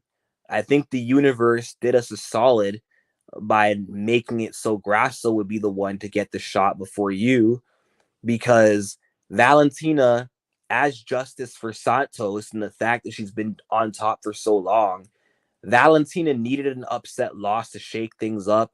Madden wasn't going to be the one to do it. Grasso had the skill set to do it. Mexicans were on like a rapid takeover to start 2023. So Grasso needed to be part of the pack. And Alexa Grasso, man, she needed to be the first ever female Mexican-born UFC champion in history. And ain't no one had time to see a Boar Fest decision where Valentina just picks apart Manon for 5 rounds.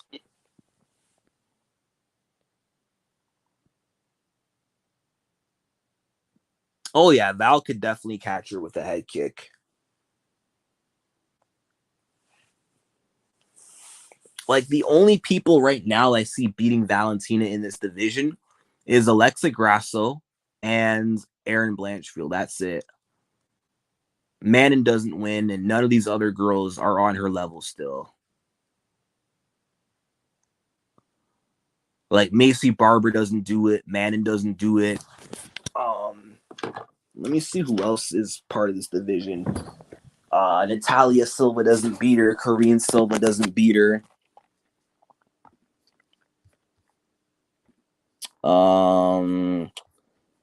Yeah, looking at these rankings, Val still beats everyone. I think only Grasso and Aaron have her number, but she beats Manon, beats Shukagan again, beats Jessica again, beats Murphy again, beats Barber, beats Arujo, beats Rebus, beats pretty much everyone there that's ranked, you know? Valentina is still one of the very best ever in this division. And I mean, her being a 2-time champion is not out of the realm of possibility. I mean, she did really great in that rematch with Alexa Grasso, and arguably could have won that fight. And in a trilogy is still a big threat. But you know me, I'm always going to be backing my girl Alexa Grasso. So this time will be no different. I'm still going to pick her to win. Oh yeah. I mean, that night, I don't think Valentina was whooping anybody's ass at UFC 285. But like Noche UFC, that Valentina would like bludgeon Manon Furo and brutalize her, because that version of Shevchenko was different, like in terms of her power, her strength. She looked bigger than ever in that fight, and she was more brutal with Alexa Grasso in the rematch. Like, she shed blood against Grasso in that rematch and came to hurt her and do damage. Whereas in that first fight, she just kind of came to pit pat points, fight, play it safe, do no damage. So, I mean, if she fought Manon in March 2023, I think she wins just a boring striking match. Manon has her moments. I don't think Manon Furo gives up as much takedowns as Grasso, because she's not as small as Alexa, and I'm sure her takedown defense is better. But yeah, just over 5 rounds, Val wins a boring fight.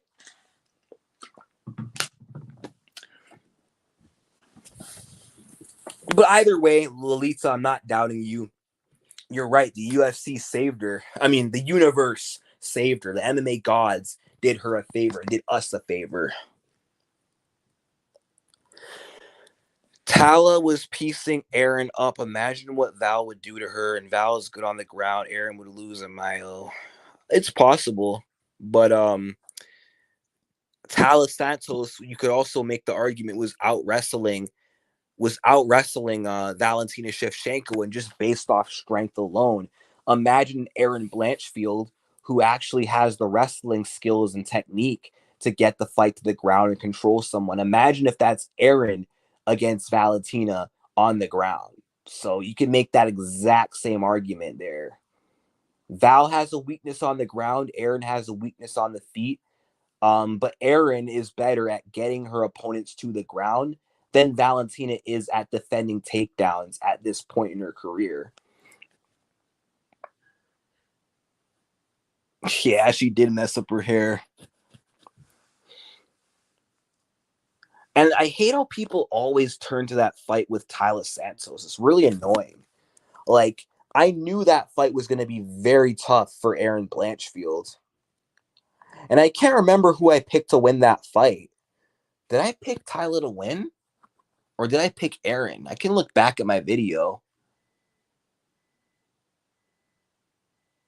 But either way, I was expecting a very hard fight for Aaron. And it's a tough matchup because Tyler Santos is a fellow grappler, and usually in a grappler versus grappler matchup, the wrestling, the takedowns kind of cancel each other out, and Santos has better takedown defense than Shevchenko. So it makes sense that a majority of that fight was going to be striking, and she was going to have to walk through some shots to wear down Tyla and to eventually get inside and just melt her with a bunch of takedown attempts and cage control. But against Val, I think she's going to be a lot easier to get to the ground and hold down.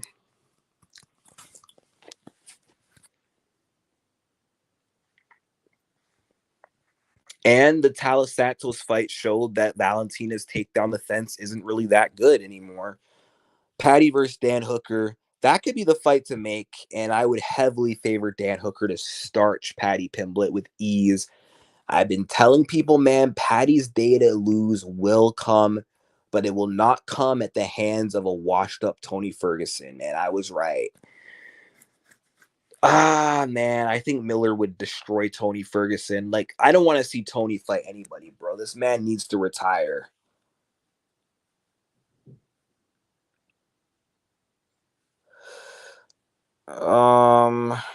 Bryce Mitchell was KO'd. Of course I did. I predicted that to happen.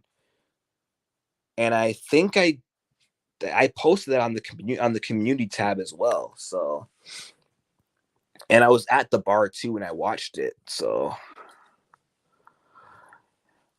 I'm gonna do like an of the MMA like year end awards video soon. And originally, I was going to have Israel Adesanya knockout of the year over Alex Pereira. And Israel's one of my favorite fighters, and it saddens me that now I have to change it to Josh Emmett, Bryce Mitchell, because I think no KO this year will ever top the KO that Emmett did to Bryce Mitchell. That was brutal. It took Mitchell minutes to get up. The doctors were shaking him to try and wake him up. I think Mitchell himself was shaking. That was scary, bro. I'm usually not worried a KO victim is dead, but that was one of the first times I was actually scared that the victim of the knockout was not going to wake up. Jim Miller, UFC 300. Yeah, book him versus Paul Felder because Felder's returning at UFC 300, so I think that's the fight to make. Yeah, he was. He was seizing up. Uh, yes, but not just Val. I think Aaron will struggle with Manon because Manon is big and has good takedown defense. Yeah, fair enough. We'll see. I'm not saying like Aaron's unbeatable or can't lose these fights, but I do ultimately favor her to beat Shevchenko. And also, Shevchenko makes a lot of mistakes too that gets her in these bad positions. Like against Alexa, she spun, got her back took, got taken down. And then in the rematch, she went for a bad takedown and ended up falling over herself and getting her back taken, showing that she has not learned from the Tyler Santos fight. And I feel like against Aaron, she might make mistakes of trying to engage in the clinch and try to play that clinch trip game with Aaron and end up on bottom. Yeah, I usually do. I usually go to the bar to watch, or sometimes I go at home, but yeah.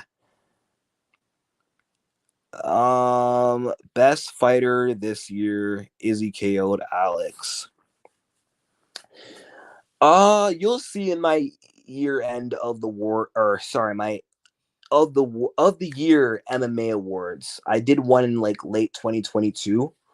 And I'm gonna do one this year as well. Like I got a list of videos coming up. I got my champs by the end of the year video coming up soon. I got my predictions for 2024 video coming up soon. And then January after I would do this before UFC 297, but there's no bantamweight champion women's yet. So I have to wait till there's like a champ in every weight class. So after 297, which is a month from now, I'm doing nightmare matchups for champions in every division, like the Monday after, I believe. And then what else do I got coming up? Oh yeah, I think I already mentioned my year end MMA of the year awards coming soon. So I got quite a bit of content on the way. So be on the lookout for that.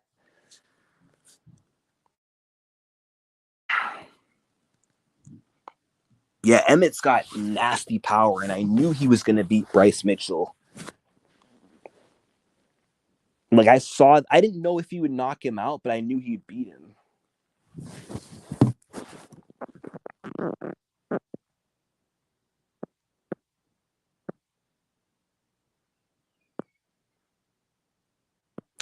The bar is too noisy, no place to sit.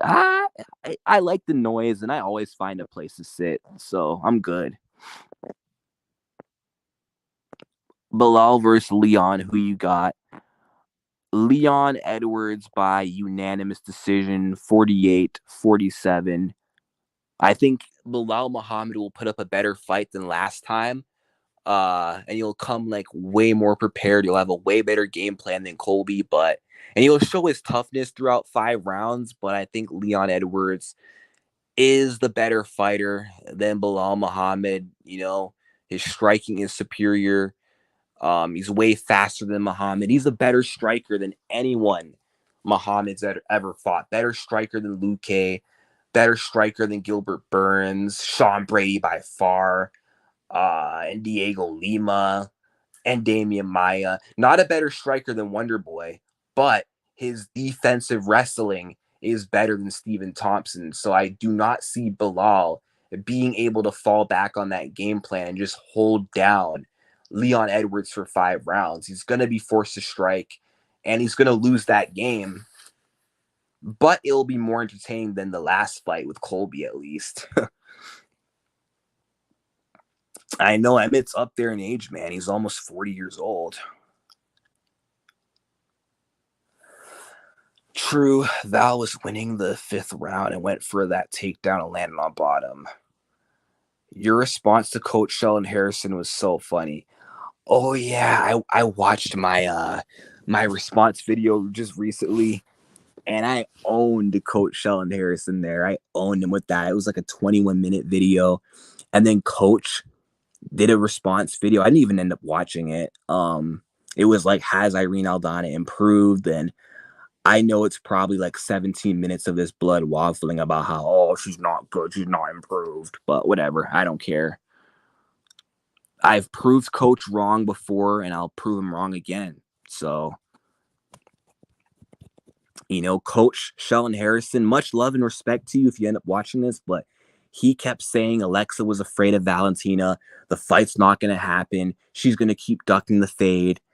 And I kept saying the fight is going to happen. It's going to get made. The fight gets made. And then I kept telling him, I told the world Valentina was going to win. Or sorry, that Alexa was going to win. Alexa was going to be champion. And look what happened. So,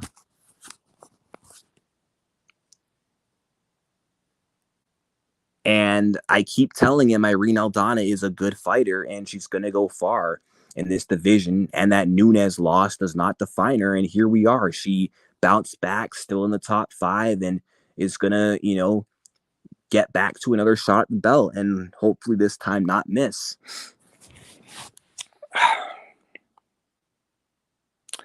Irene Aldana will KO Mayra Bueno Silva soon. Yeah, I can see it, man. That's a tough fight for Mayra Silva because Mayra Silva did get hit a lot by Holly Holm. Her defense isn't really that great. She's open to get caught, and her takedowns aren't really that good. And Irene Aldana has very strong takedown defense. So I think a majority of that fight is going to be on the feet. And if they stay standing, man, I do see Myra Silva getting chinned. And I don't think her toughness is going to hold up as well as it's not going to hold up as good as Rosa as Rosa. And also, I don't think Irene's going to be stupid like Holly and try to clinch and take the fight to the ground. She's going to strike and keep it at boxing range, keep that distance, and not let Myra Silva get close to her. But what does scare me is the ground game of Myra Silva. Like, once they're on the ground, Myra could definitely submit Irene Aldana. Like, Aldana would have to be careful in that regards. Shevchenko goes rogue against instructions of her corner. Yep, that's what was costing her against Valentina Shevchenko or Alexa Grasso.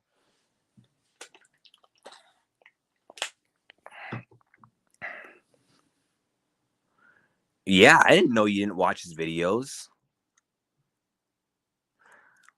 How do you think Grasso versus Weili goes?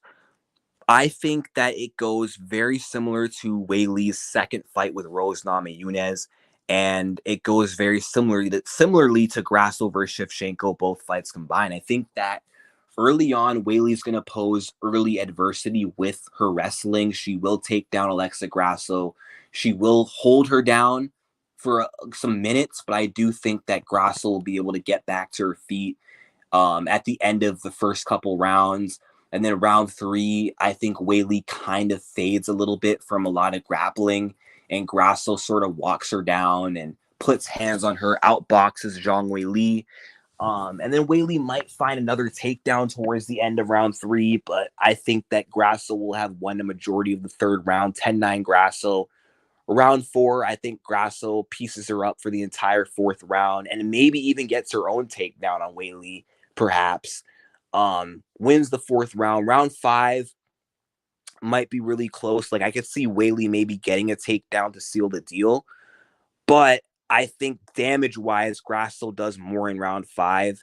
And I say Grasso pulls through with a very, very close decision. Could be split or could be unanimous. But I think Grasso gets it done because Alexa Grasso, she's not getting finished on the feet by Zhang Weili. Let's be real. She's a way better striker, boxer than Weili. She's got that Mexican toughness. She's not getting knocked out. And I don't see her getting finished on the ground. I think if anyone was going to finish her on the ground, it was going to be Valentina. She couldn't do it with ground and pound. Almost had her in 2 sub attempts. The mounted guillotine and the rear naked choke, couldn't do it. And I don't think Weili has a better submission game than Valentina Shevchenko. I think her ground and pound's better, but I don't see her subbing Alexa Grasso on the ground and pound finishing her on the ground. And, without being able to get the finish on the ground, Grasso has shown she can get back to her feet. And the more time she's able to get back up, the more time she's going to be able to impose her boxing on Weili. And Weili is just too wild with her shots. So I see her being open to a lot of counters.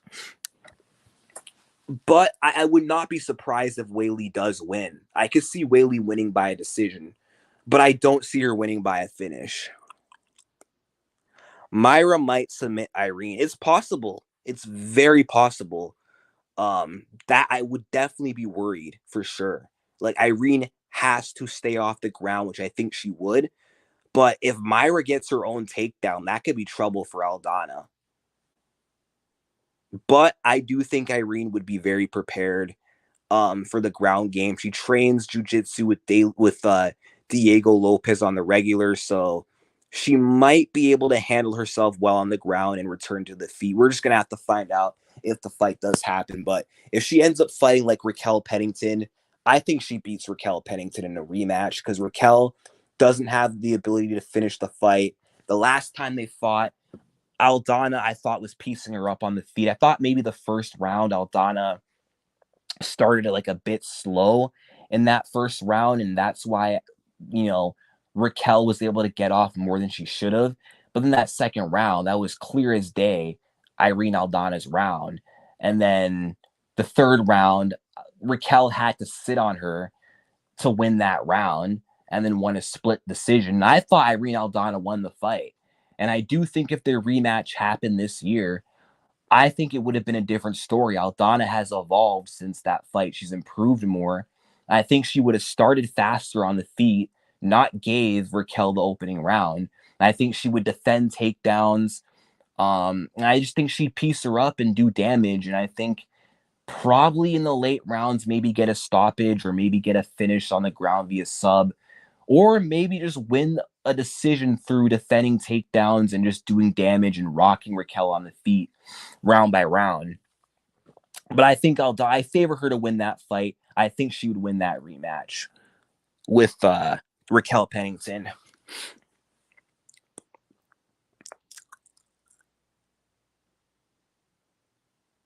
What was the subject of your response to Coach? Well, I was just basically dropping facts on him, explaining why all these years later, Irene Aldana still owns Ketlin Vieira, why she's still the better fighter, why she'd win again, and why Aldana is better than than he thinks she is. You know, I can link it right now. Hold on.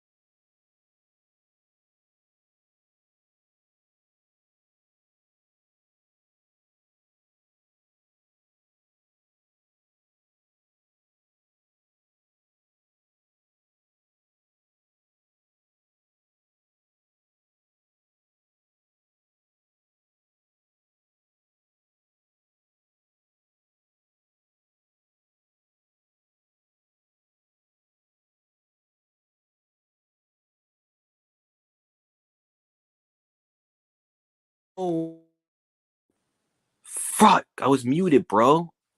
Damn it. Okay, did he miss a good majority of what I said? I was muted against my will, but I might have to start over. What is this? The Russian MMA junkie MMA fighting? Damn it, I got muted. Okay, what I was saying is Grasso could test the cardio of Tatiana. I don't know if you caught that. She could maybe drag it into the late rounds. Maybe Tatiana gasses from a lot of grappling, and Grasso is very effective in the late rounds. And then maybe she could defend the takedowns in like 4 and 5 and piece up Tatiana, do damage. And if she's like maybe won the third round, she can maybe pull through a decision. Maybe she could even do something as crazy as catch Tatiana in a sub, like an armbar. I'm sorry if you missed that already. I was randomly muted without my knowledge. Very annoying.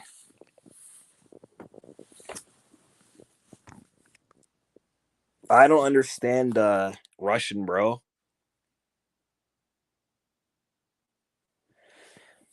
That's annoying that I got muted against my will and I had to restart my whole point on Grasso Suarez too.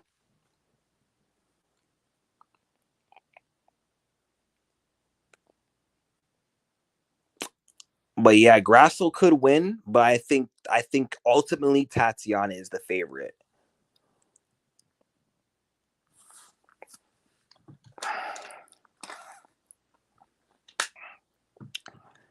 But I mean, that would be massive though. If Grasso could actually get that one back and say that she beat one of the best wrestlers in women's MMA, that would be a big flex. And no one could say anything about Alexa Grasso ever again about her not being able to wrestle.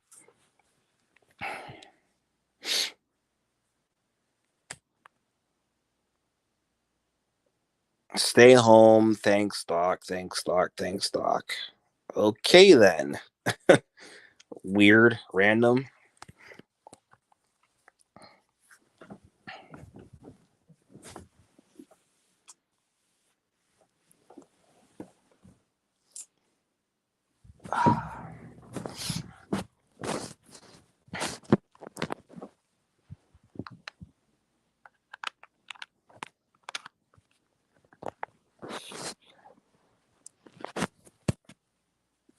Yeah, Suarez made the fight look easy. For sure. Yeah. I don't think it would like be as easy as like 5 years ago, but yeah, she would still ultimately impose her game. She'd get her takedowns and control and stuff.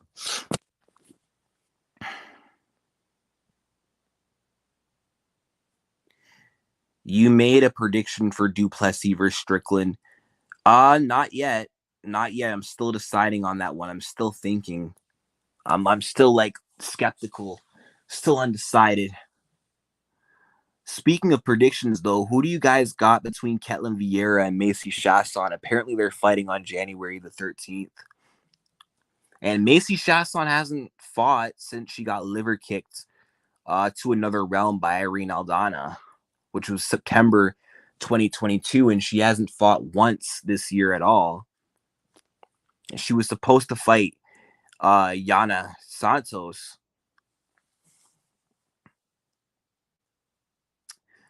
I also haven't picked that one as well, but I'll probably go with Myra Bueno Silva to win.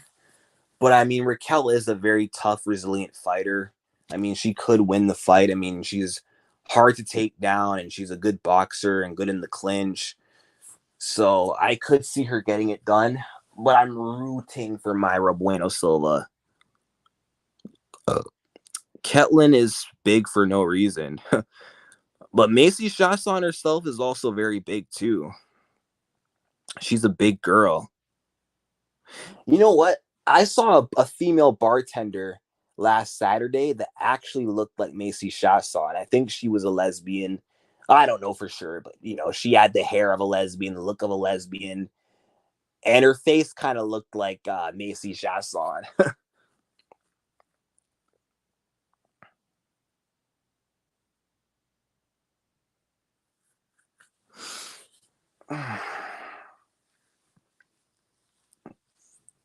I think what?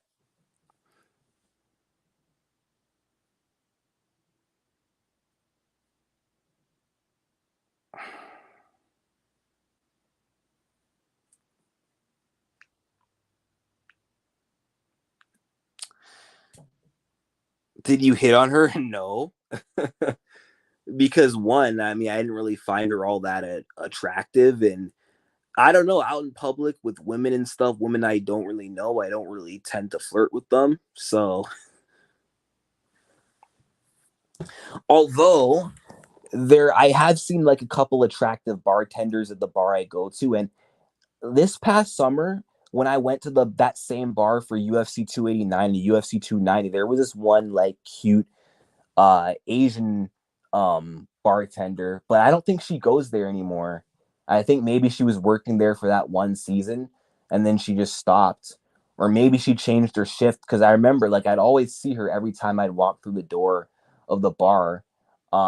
She greeted me for the Nunes versus Aldana one and got me a seat and stuff and took my bill. I remember when Aldana lost, I'm like, okay, I'm ready to go now. To my bill.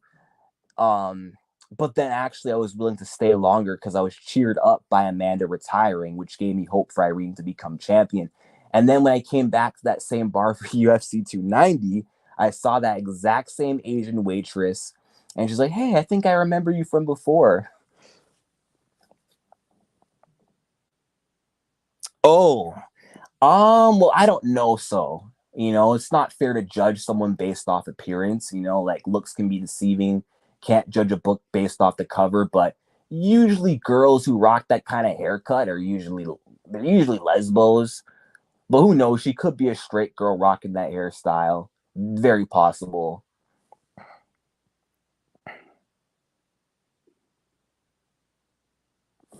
That's funny though. You asked that question.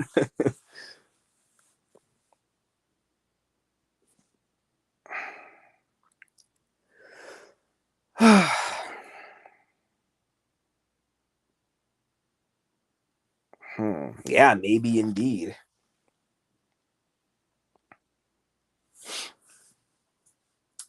Man, I can't wait for UFC 300. Like the UFC, they're like overstacking UFC 299. And I'm worried it's going to get to the point where like there's going to be no big fights left for 300. But hopefully Dana's cooking, man. I mean, Connor's team, they're trying to get him on 300 with Chandler. And, Dana said that this card is so big that the first fight of the prelims is going to make you think, wow, this is the opener of the prelims. And Bo Nickel is rumored to open the prelims of 300. I wonder who he's fighting. And if that's the case, like, I wonder who's going to be lined up on this card. Like, how stacked is this card going to be? I mean, we could potentially have Grasso versus Whaley, main event McGregor Chandler. Maybe we could even squeeze in Leon Edwards versus Belal Muhammad too on there. Shemaev, we should put him on there against Paulo Costa or something like that. Uh, get Kamaru Usman in there. Maybe put him in there with Robert Whitaker since he wants that fight. The UFC's got options of what they can do with 300, man. But it's funny that MVP Holland is happening on 299 because I did recommend that fight and said it should happen at UFC 300, and they're putting it on 299, one pay per view earlier. Yep, Bo Nickel. That would be perfect though. That would be like a good Christmas gift for them to announce 300 on Christmas. Oh yeah, Bo will definitely fight a bum, most likely, to build his name further.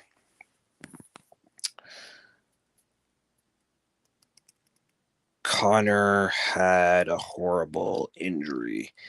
Yeah, I know. It's gonna be interesting to see how he bounces back from that. It will be interesting to see if he'll even be the same coming back.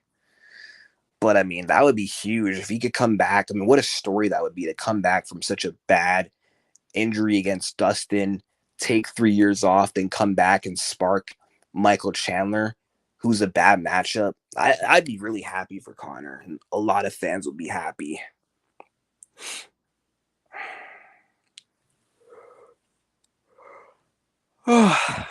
Do y'all think it's possible that Aldana could get the next title shot? I mean, I know she doesn't really deserve one, but Pena won't be back for a while, and we don't know for sure if she'll be back in the summer. And I don't know how long the winner of Myra Raquel would be willing to wait. Aldana might be the next best option there is if the winner might want to turn around in like May or something. So Aldana could fight for the belt in her next fight and potentially win too. Uh, Is Connor ready? Is Connor fight? I believe he's ready. If he wasn't ready, I don't think he would be saying April works. I don't know. She hasn't fought since January.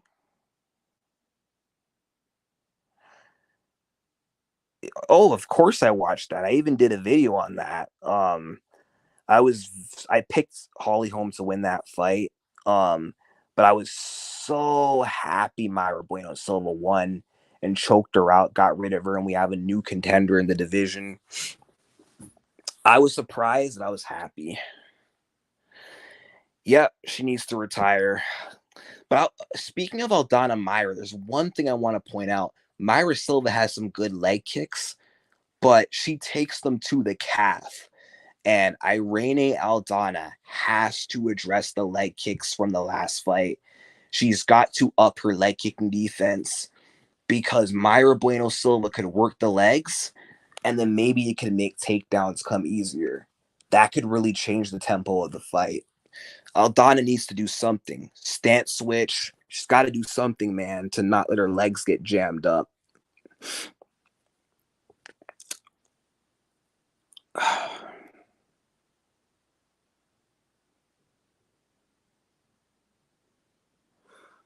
All right, I've been on here for 2 hours. Any questions y'all want to get in here before I hop off this thing? Because I gotta go soon.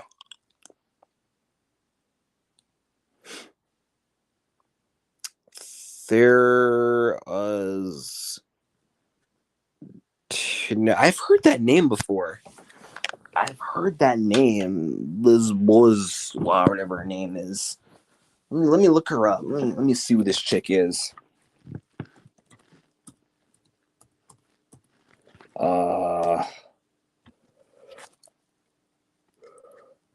Let's see. 10.